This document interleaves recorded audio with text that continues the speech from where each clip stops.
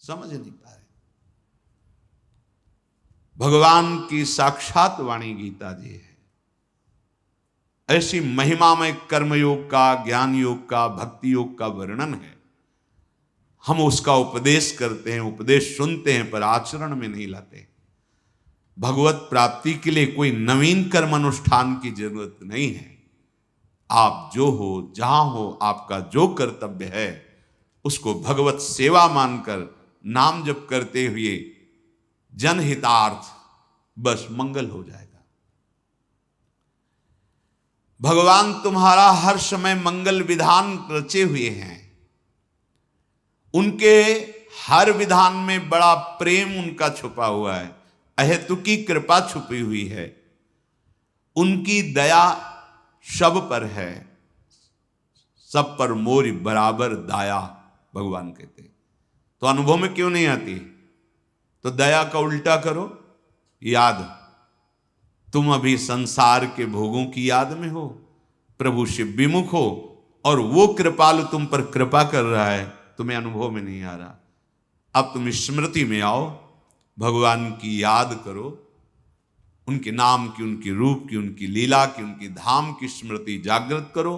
तुम्हें दिखाई देगा कि भगवान की प्रतिपग हमारे ऊपर एक एक कदम पे कितनी संभाल, कितनी दया, कितना दुलार है। वो सर्वशक्तिमान, वो सर्वज्ञ, वो नित्य निर्भ्रांत है। उनको कोई संशय थोड़ी है कि अरे बड़ी भूल हो गई, हमको ये करना चाहिए था आपके लिए, पर भूल से हमने ये विधान कर दिया। वो निर्भ्रांत हैं। उनका जो कुछ भी विधान तुम्हारे लिए है बड़ी मंगलमयी, भगवान की रचना से आया है विधान तुम्हारा मंगल करने। तुम्हारी इच्छा के विपरीत हो सकता है, क्योंकि तुम ना तो सर्वज्ञ हो और ना दूर दृष्टि वाले हो।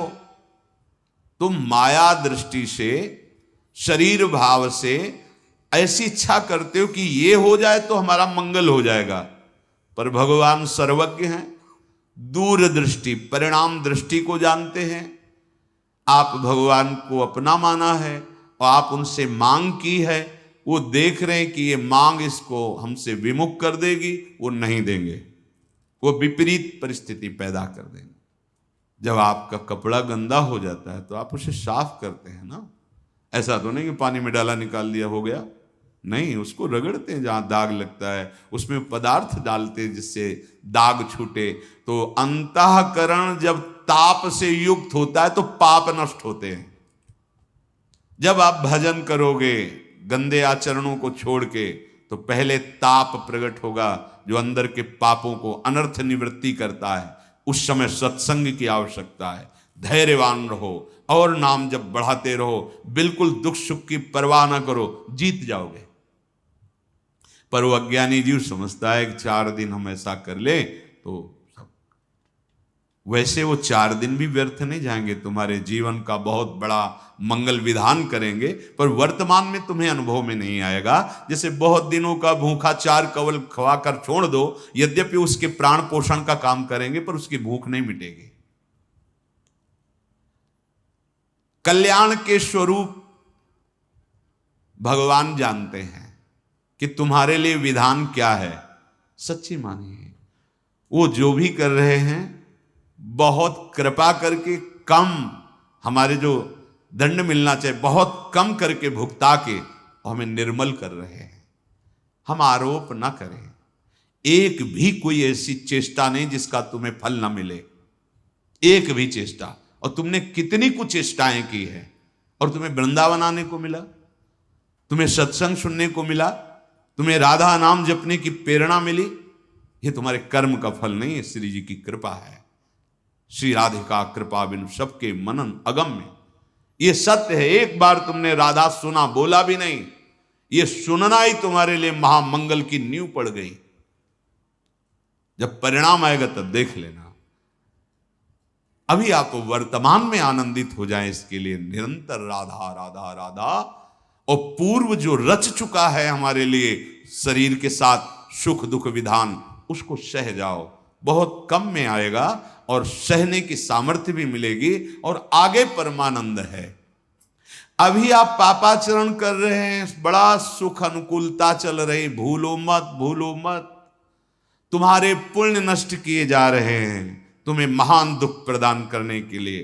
पाप कर्म करते हुए सुखी और फूल रहे हो, वो पुण्य नष्ट हो रहे हैं। पाप नया तैयार हो रहा है, पुराना तो स्टॉक है ही। जब दोनों का संयोग होगा तब तुम्हें पता चलेगा। इसलिए वर्तमान की परिस्थिति को भजन से मत नापो। तुमसे भूल हो सकती है, भगवान से नहीं, वो सर्वज्ञ हैं। तुम अपना मंगल जो सोच रहे हो अमंगल हो सकता है, भगवान जो तुम्हारा मंगल सोच रहे हैं उससे नहीं। विश्वास करो,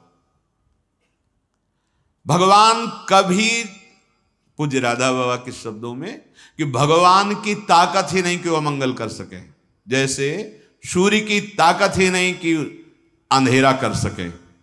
भाई सूर्य भगवान विराजमान, दिखाओ अंधेरा, तो कहेंगे हम जाएंगे तभी अंधेरा होगा, हमारे सामने तो अंधेरा हो नहीं सकता।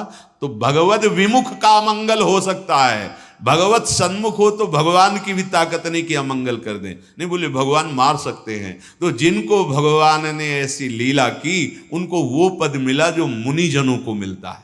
बड़े बड़े साधन परायण तपस्वी मुनि जिस पद की आकांक्षा करते हैं, भगवान ने जिनके साथ ये उद्धार लीला की, वो मुनिजन वांछित परम पद को प्राप्त हुए। भला अमंगल कर पाए? भगवान अमंगल नहीं कर सकते। अगर भगवान को कहा जाए कि तुम्हारी ताकत हो तो हमें हमारा अमंगल करके दिखाओ, तो भगवान हार जाएंगे। भगवान मंगल भवन है, वो अमंगल कर ही नहीं सकते। हां, भगवत विमुख होने पर अमंगल हो जाएगा।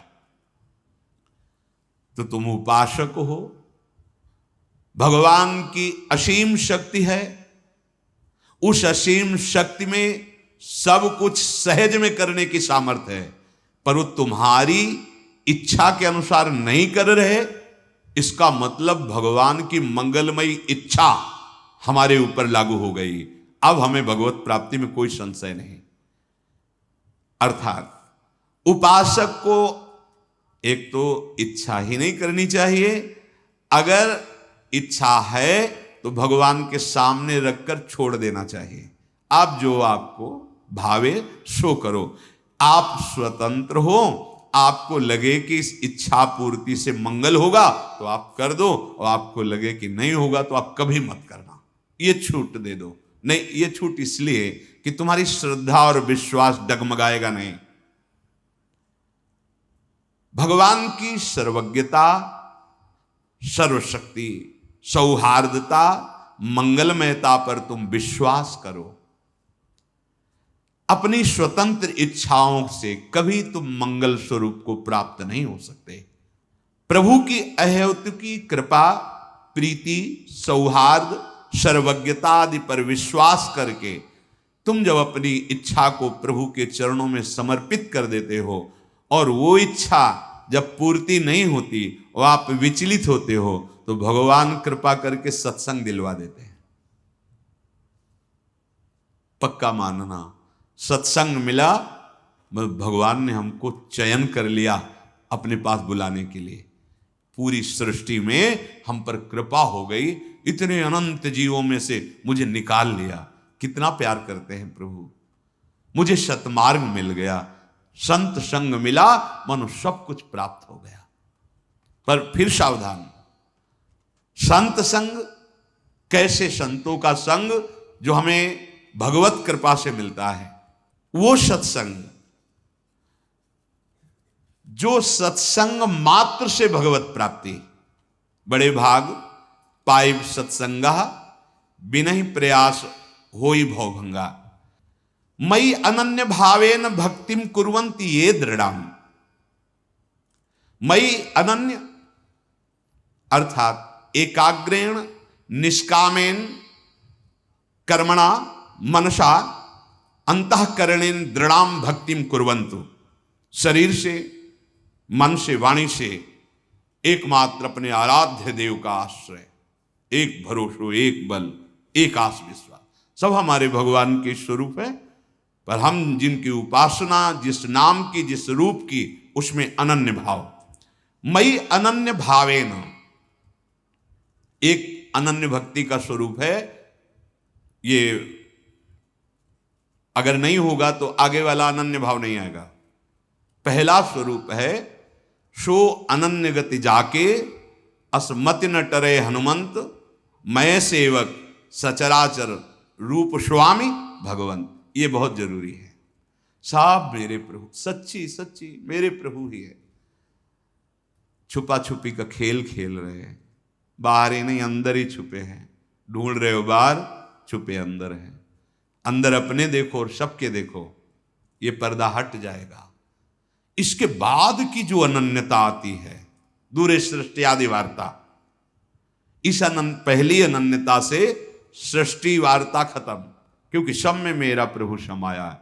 अब जो प्रभु का नाम रूप गुरुदेव ने दिया, उसमें अत्यंत आसक्ति, अब और कुछ सुहाई नहीं देता है। और कछु न सुहाए तिनको, जुगल सेवा सुख पगी, श्यामा श्याम के सुख। मई अनन्य भावेन भक्तिम कुर्वन्ति ये दृढ़ाम। अर्थात मत्कृते मदर्थम त्यक्त कर्माणः त्यक्तानि कर्माणि येस्ते त्यक्त कर्माणः। जो दृढ़ाम भक्ति का स्वरूप है, वो मत्कृते त्यक्त कर्माणस त्यक्त सुजन बांधवाः, यही है अनन्य भाव। उसी की पूर्ति इसमें होती है। यदि आप अपने लिए कुछ भी स्वतंत्र रूप से कर्म करके उसे भोगते हैं, कर्ता भाव बनते हैं, तो अभी भक्ति का रंग नहीं आया। प्रभु के लिए करते हैं, क्योंकि हमारा तन, हमारा मन, हमारा प्राण, जीवन, चेष्टा सब प्रभु के लिए। हम रुपया कमाते हैं, व्यापार करते हैं, किसानी करते हैं, नौकरी करते हैं, प्रभु के लिए। कैसे? क्योंकि प्रभु स्वरूप हमारा परिवार है, प्रभु स्वरूप आया हुआ आतिथ्य है, प्रभु स्वरूप जो सेवा मिली है उसकी पूर्ति के लिए ये हम जो व्यापार, नौकरी, किसानी जो भी करते हैं वो प्रभु के लिए करते हैं। बस भाव बनाना है। बड़े बड़े महापुरुष हुए हैं, कोई ईंट गारे का काम करते हैं, कोई मटकी थापने का काम करते हैं, कितनी कितनी सेवाएं अलग अलग देखी गई, और स्थिति सबकी बहुत उच्च कोटि की। जो उनकी लीलावत चेष्टाएं हैं गृहस्थ धर्म में रहते हुए, वही हैं जो एक साधारण आदमी करता है, पर उनका चिंतन असाधारण है। जब हम संत शब्द सुनते तो हमारे सामने कोई भेष होता है, ये तो आचार्य परंपरा का दिया हुआ है। वास्तविक साधुता का स्वरूप तभी माना जाता है जब ये लक्षण होते हैं, जो लक्षण भगवान वर्णन कर रहे हैं। ये किसी में भी हो सकते हैं, स्त्री शरीर में हो सकते हैं, पुरुष शरीर में हो सकते हैं, गृहस्थ में हो सकते हैं, विरक्त में हो सकते हैं, बालक में हो सकते हैं, जवान में हो सकते हैं, बूढ़े में हो सकते हैं। श्री सुखदेव जी महाराज पधारते हैं तो 10-10 हजार वर्ष जो ध्यानस्थ रहने वाले ऋषि खड़े हो जाते हैं। 16 वर्ष की अवस्था है स्थिति। मई अनन्य भावेन भक्तिम कुर्वन्ति ये दृढ़ाम। जो अनन्य भाव से मेरी भक्ति करते हैं। अनन्य भाव में बाधक क्या है? कुछ भी अपना ना रहना, सब कुछ प्रभु को समर्पित हो जाना, यह साधक है। इसके विपरीत बाधक है मेरे तो गिरधर गोपाल, दूसरों न कोई, न दूसरी वस्तु, न व्यक्ति, न स्थान, न संबंध, न लोक, न लोकांतर, दूसरों न कोई। ये अंदर का भाव है। बाहर तो व्यवहार वैसे ही किया जाता है, गुरुदेव से गुरुदेव जैसा व्यवहार, पुत्र से पुत्र जैसा, पत्नी से पत्नी, सब यथावत। लेकिन ये जरूर अनुभव में है, जो गुरुदेव हैं, जो ये आराध्य देव है, वही सब में विराजमान। ये बात अनुभव की कह रहा हूं। अगर कहीं पूरी सृष्टि में तुम द्वेष करोगे, अपराध करोगे, तो तुम्हारे गुरु संबंध पर प्रहार हो जाएगा। देख लेना, तुम्हारे इष्ट संबंध पर प्रहार हो जाएगा, तुम्हारा भजन क्षीण होने लगेगा, तुम्हारी श्रद्धा और विश्वास क्षीण होने लगेगा। यही तुम्हारा सर्वनाश और पतन है। ये नहीं कि गुरु से तो हम अभद्र व्यवहार नहीं कर, किसी भी संत वैष्णव, किसी भी जीव से आपका अभद्र व्यवहार आपके आराध्य देव गुरुदेव के संबंध पर प्रहार करेगा। अखंड मंडलाकारम व्याप्तमेन चराचरम। मेरे गुरुदेव चराचर में, इसलिए होश में, चराचर में किसी से भी हमारा ऐसा व्यवहार ना हो जिससे हमारे भागवतिक संबंध पर प्रहार हो जाए। मत कृते त्यक्त कर्माणस, प्रभु के लिए कर्म हूं, सारे कर्म प्रभु में समर्पित हो। येस्ते त्यक्त कर्माणा,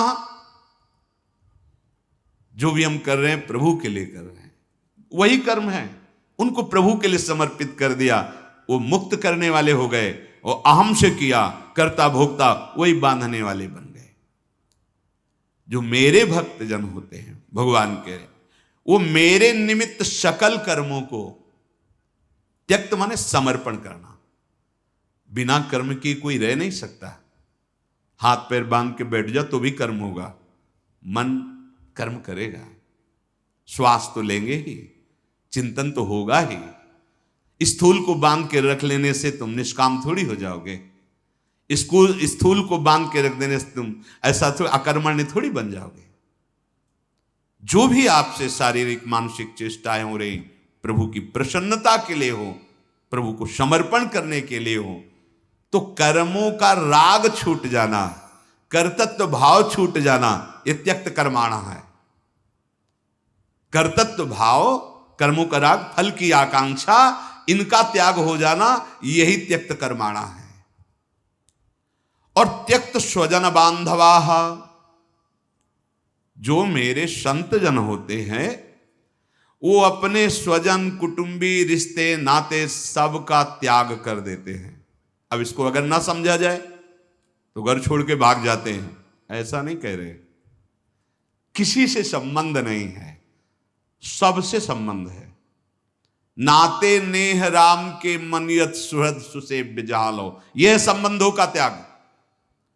सब में अपने प्रभु के भाव से, बकाया ना हमारा कोई अमुक संबंधी नामुक संबंधी कोई नहीं, एकमात्र भगवत संबंध, इसे त्याग कहते हैं। नहीं तो भाग के जाओ, कहीं भी जाओ, संपूर्ण चराचर जगत मेरा प्रभु है, बस इसी भाव से।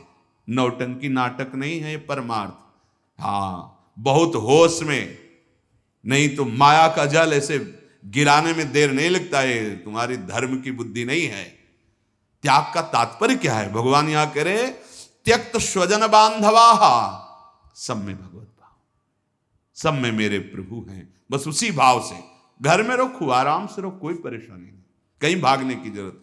और वन में रहो और ये सब राग बना हुआ है ना, तो आप कितने वर्ष अकेले वन में बने रहोगे? जहां समाज में आओगे फिर फंस जाओगे। देखा है ये सब, देखा है, ये लीलाएं देखी है। छोटी अवस्था थी तो उत्तर तो नहीं देते थे, बस देख लेते थे। और देख के अंदर बैठे सदगुरु उपदेश करते, देख यहां चूक हुई, यहां गिरना होता है, यहां चूक हुई, यहां से गिरना। जीवन भर साधक साधक ही रहता है। जीवन भर जब तक प्राण शरीर में रहते तब तक सीखने को ही मिलता रहता है। शिष्य शिष्य ही रहता है, सीखते ही रहते। जगत गुरु भगवान सिखाते ही रहते, नई बातें मिलने लगे। ऐसा करने से ऐसा हो जाता है। हाँ देखो, ऐसा परिणाम भगवान हमारे लीला करके हमको शिक्षा देते रहते हैं।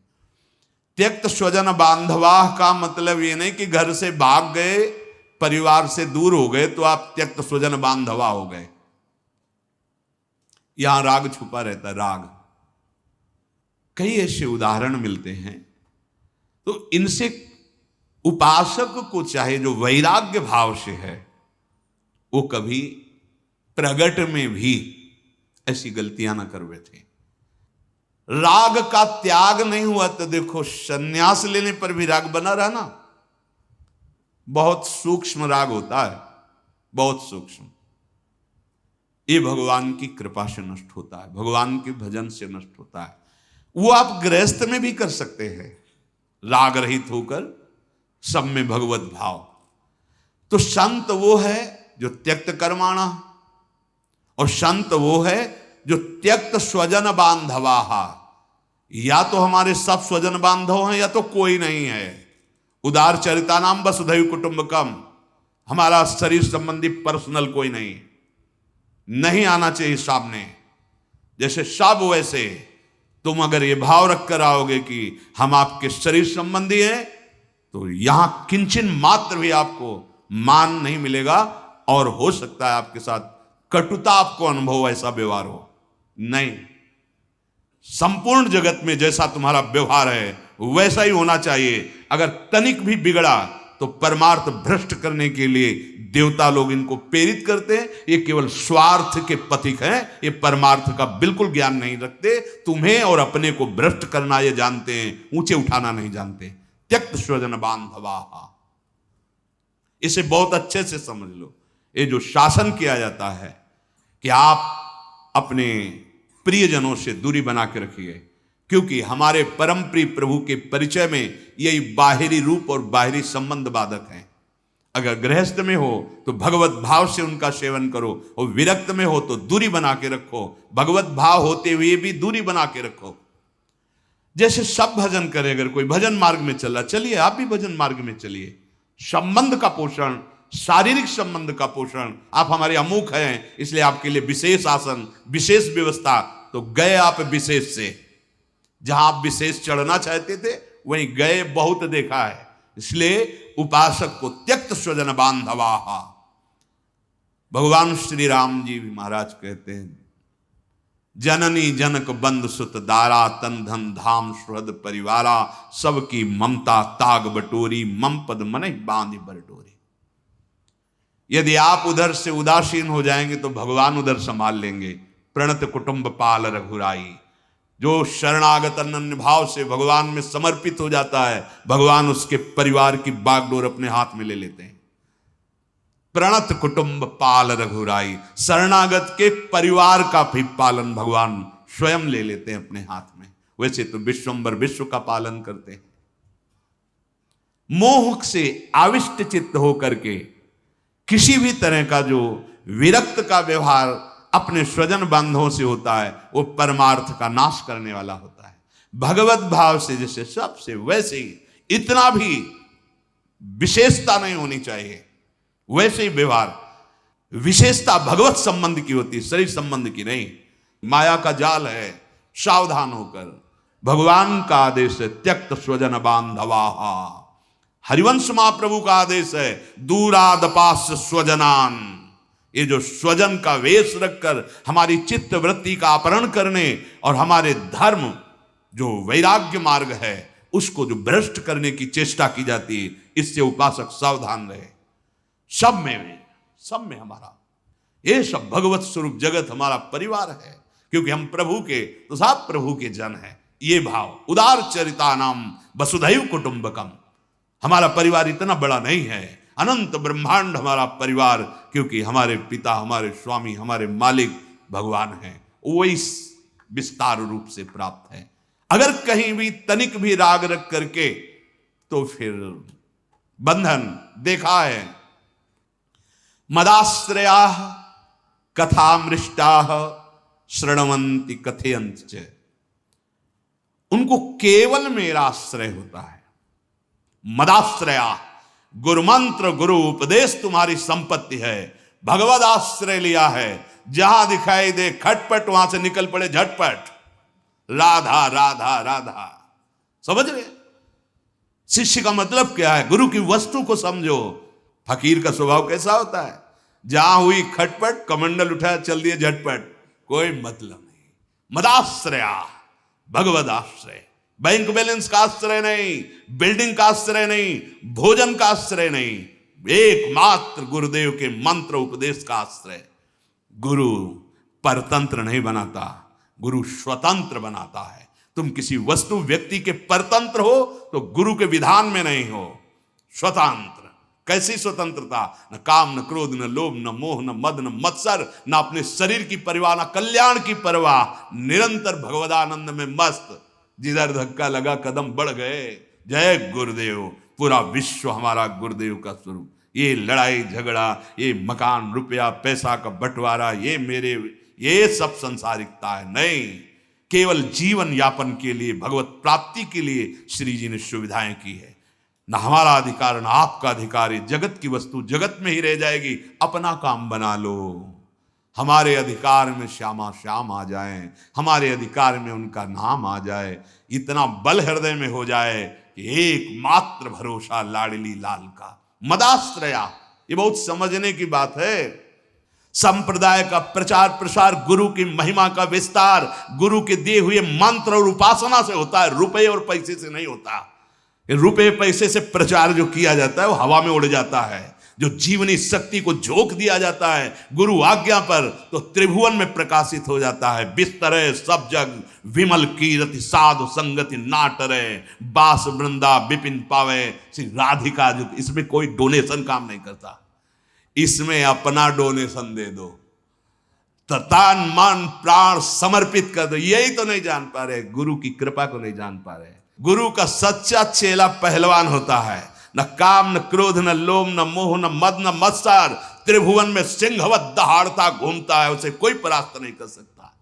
जो माया का चेला है, जो रुपए पैसे का चेला है, एक दिन व्याख्या की थी कि गुरु पत्नी गामी किसे कहते हैं। हर गुरु की पत्नी थोड़ी होती है, गृहस्थ गुरु की पत्नी हो सकती है, विरक्त की। विरक्त का जो भागवतिक वैभव आंतरिक है उसको ना पा करके प्राकृतिक वैभव जो मायाकृत उनके सामने इकट्ठा हुआ है उसके भोग करने की लालसा रखना, ये गुरु पत्नी गामी का अपराध है। गुरु की प्राकृतिक जो वैभव एकत्रित हुआ है उसको लक्ष्य में रखकर शिष्य बनना और उसका भोग करके आनंदित होना, यही गुरु पत्नी गामी का लक्षण है। गुरु की आंतरिक संपत्ति श्यामा श्याम, और उस पर हमारा अधिकार है बिना किसी के दिए, क्योंकि गुरुदेव ने नाम और मंत्र के रूप में दे दिया है। इसलिए सबसे प्रार्थना है इस बात को समझिए, चाहे गृहस्थ हो चाहे विरक्त, मदाश्रया भगवदाश्रय।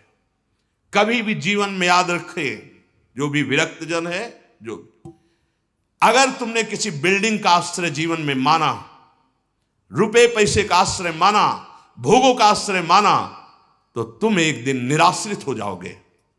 एक दिन तुम सोचोगे अब क्या करें। ऐसे तुम्हें नहीं बनना। ऐसे जहां राखो ता रहो, मान सुख राशि है। जब तक विधान आपका है तब तक मैं जहां विधान रख रहे हो वही हूं। नहीं, आज जीवन आपकी आज्ञा का पालन करते हुए प्राण त्याग दूंगा, आपके विधान के विपरीत नहीं चलूंगा, उसे शिष्य कहते हैं। इन वस्तुओं को अपना मानने वाला शिष्य नहीं होता। नहीं, ये धाम, ये संपूर्ण भूमंडल भगवान का है, तुम्हें रहने के लिए मिला है, अपना काम बना लो। नहीं हमारा है ना तुम्हारा है, न था किसी का न रहेगा किसी का, ये यहीं रहेगा, तुम अपना काम बना लो।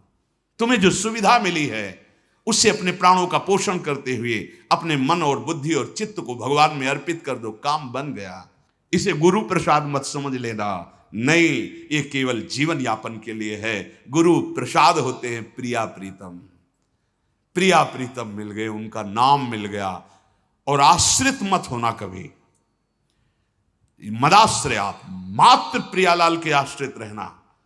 आप देखना चमत्कार, वस्तु का आश्रय नहीं, व्यक्ति का आश्रय नहीं, बैंक बैलेंस का आश्रय नहीं, राधा नाम का आश्रय, राधा चरण का आश्रय।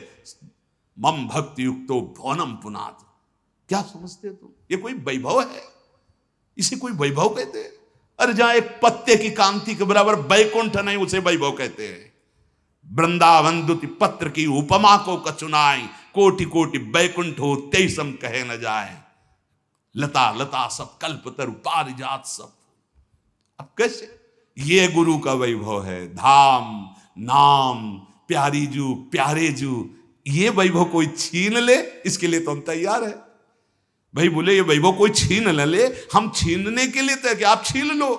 हम तो महिमा तेरी कहा कहूं श्री हरिवंश दयाल, तेरे द्वारे बटत है सहज लाडली लाल। ये तुम छिनवाना चाहते हैं कि आप राधा नाम छीन लो, आप प्रियालाल की सेवा छीन लो, आप प्रियालाल पर अपने प्राण बना लो उनको। ये तो अपने प्राणों की एक एक श्वास श्यामाजू में दो, यही गुरु आज्ञा है। श्यामाजू को प्राण धन मानो, श्यामाजू को अपना जीवन धन मानो। ये प्रपंच में कभी मत फंसना। मेरा तेरा किसी को कुछ नहीं। राधा राधा राधा, और जहां रखें जैसे रखें जैसे जिलावें। मदाश्रया, जहां बैठोगे वहीं हर वैभव तुम्हारे चरण चूमेगा। राधा किंकरीणाम लुठत चरणयु रद्भुता सिद्ध कोटि। सिंह का बच्चा सियार नहीं होता है, ध्यान रखना। सिंहवत जीवन व्यतीत होता है बैरागियों का, अंग अंग कट जाए गल जाए पर उनको विषय दैन्यता नहीं आती। हाँ, वो जो सबसे बड़ा महान है वो फिर देखता है, पहले देखता है। अगर तुम्हारा काम इनके हाथ जोड़ने से बन जाता तो काय को आएगा? नहीं, बने तो रघुवर ते बने, बिगड़े तो भरपूर। अंदर की बात समझ लो, हमारी वाणी ही तुम्हारा संपत्ति है, हमारा मंत्र, हमारी उपासना ही तुम्हारा वैभव है। और अगर ऐसा चल रहे हो तो हमारी कृपा ही तुम्हारा कवच है, कहीं भिन्न नहीं कर। ये हमारी सब, हम आचार्य चरण के गुरुदेव के बोल रहे हैं वचन। संप्रदायकार अपने इष्ट का, अपने गुरु का जो प्रकाश है वो यहां से होता है, छाती से। तन्मयता पूर्वक उनमें लगे रहो। एक भगवत प्राप्त हो गया तो रण विजय प्राप्त हो गई। ये युद्ध का जो विजय श्री है, एक भगवत प्राप्त हो जाए, इस मार्ग में चलो। जो मार्ग है वो भगवत प्राप्ति के लिए है। मदाश्रया, इस शब्द को याद कर लो। कोई आश्रय न बनने पावे तुम्हारे हृदय में प्रभु के सिवा। जहां रख रहे हैं, जैसे रख रहे हैं, अधीनता ना आने पावे कि अगर कल हम हटा दिए जाएंगे तो हमारा जीवन क्या होगा। तो हट जाना चाहिए तुम्हें। पहले जीवन को परिपक्व करके देखो कि भूखे रह करके, आकाश के नीचे रह करके हमारी स्थिति श्री जी में रहेगी कि नहीं रहेगी। अगर है तो फिर रुक जाओ आकर के, कोई परेशानी नहीं। और अगर नहीं लग रहा है तो इसे कसो। पहले साधु को अपने को कस के देख लेना चाहिए। किसी भी परिस्थिति में मेरा भगवत विस्मरण तो नहीं हो जाएगा, चेक कर लेना चाहिए अपने को। अगर हाँ ठीक, तो फिर अब महलों में रखो, चाहे झोपड़ी में बांध दो। ऐसे नहीं कि विषयों का सेवन करके तुम्हें डर लग रहा है कि ये विषय छूट जाएगा तो मैं कैसे जीऊंगा। तो अभी लड़ाई अधूरी और कच्ची है, फिर बाद में इसी में लड़ाई झगड़े में फंस जाता है चित्त। संपूर्ण वृंदावन तुम्हारा है, संपूर्ण वैभव श्री जी का तुम्हारा है, क्योंकि संपूर्णतया तुमने श्री जी का आश्रय लिया है। सावधान, चिंतन करो और मन को प्रियालाल में लगा करके बेपरवाह हो जाओ अपने जीवन से भी। ये जीवन जीवन नाथ को समर्पित है। जैसे अर्जुन बैठे हैं रथ में बेपरवाह, क्योंकि सकल लोक चूड़ामणि श्री कृष्ण ने बागडोर संभाल ली, ऐसे तुम्हारी बागडोर आचार्य चरण ने संभाल ली। तिहारे आगले पाछले अपराध हरिवंश खेवी। बिल्कुल विषय आश्रित नहीं होना, स्थान आश्रित नहीं होना, एकमात्र भगवद आश्रित रहना। तो आपका जीवन का जो लाभ है वो लड़कते लड़कते ऐसे चलोगे ना धीरे धीरे, तो भी वो दौड़ के आके मिल जाएंगे। जीवन निर्विकार, भगवद आश्रित, भगवत चिंतन परायण। श्री राधा वल्लभ।